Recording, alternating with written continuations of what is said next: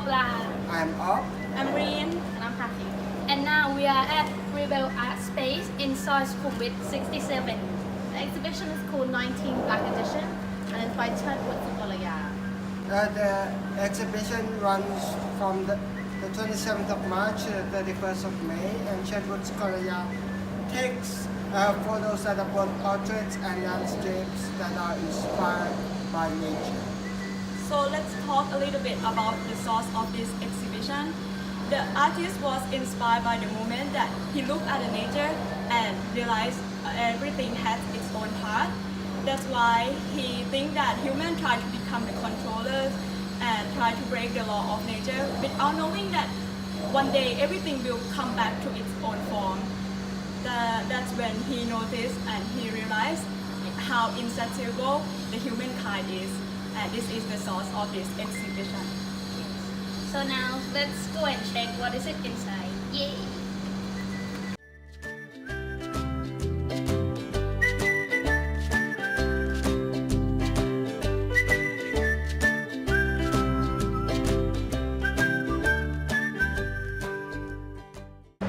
So it's time to look at the picture of this exhibition, and we first will focus on the portraits.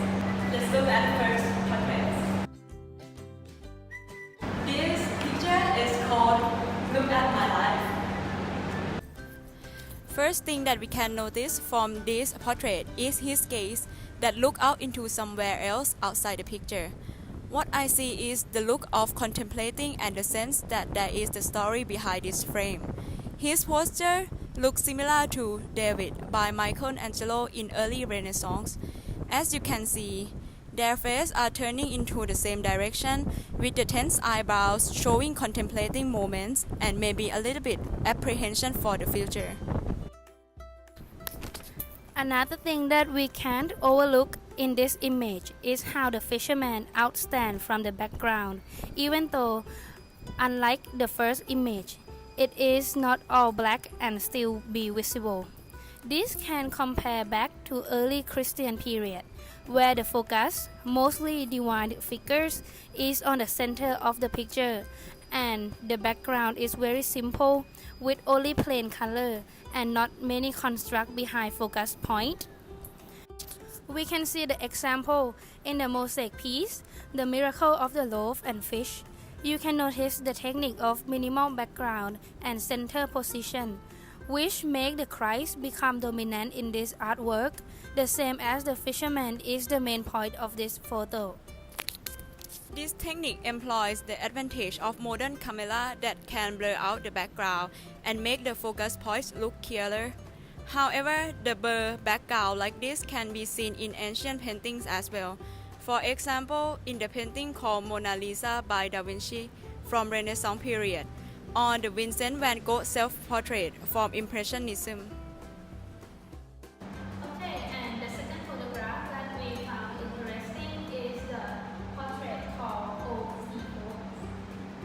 This picture reminds me of one of the painting technique called chiaroscuro in the Baroque period. It is a technique where the painter emphasizes the contrast between the dark and light. Yes, however, in this case, the photographer used the advantage of film photography instead. The strong contrast between the darkness of the background and figure in the front help lead eyes of the viewers to where the artist wants to focus on. In this case, it's the subject matter himself. Also, if you look closely, you will see that the highlight at the forehead depicts the photograph's intention to emphasize emotion and the detail of the subject matter, as we can see the tension on his face through the wrinkles, the crease on his forehead, or the tense between his brows. All the details depicted give us the sense that this old man has been through hardship of the peasant life. One of the photographs just prompted into my head. This picture is quite similar to the photograph. It's named My Grandmother by Dorothy Lange in 1936. Lange had described the toughness of mother and sons who were working in the pea pickers camp in Los Angeles during the Great Depression. The tension on the mother's face gives us the same sense of harsh, just like what Mr. Sherwood did. However, they were in different contexts. The old man have been through the hardship all his life due to a life as a fisherman, but this mother was suffered because of the confusion in the society. And this is our landscape. It's called Overgrown and it's simply beautiful. The first landscape photo we're going to look at is Overgrown. There is diagonal linear composition here. You could say all lines leads to the banana tree. The lighting is limited and it is heavily shadowed. It is difficult to even make out what is in the photo. However, certain areas are highlighted where the sunlight falls, and this play of light is similar to the background of the swing by Fragonard in the Rococo era, where most of the vegetation is in shadow or blurred. In Fragonard, the concept or idea of voyeur is clearly present. We see the courtier who is hiding but also staring up the skirt of his mistress. The use of light is a significant element in Fragonard's painting. Without the play of light, we would never be able to see the courtier. The value and color palette is important in portraying the mistress as the central figure. This lighting also means that Fragonard can easily make certain aspects less obvious to the viewers, such as the older man who is pushing the swing, or the two cherubs directly underneath the mistress. In much the same way, Overgrown relies heavily on light to show us the elements in the photograph. The light shows us the banana tree and the vegetation surrounding it, but also keeping some things hidden.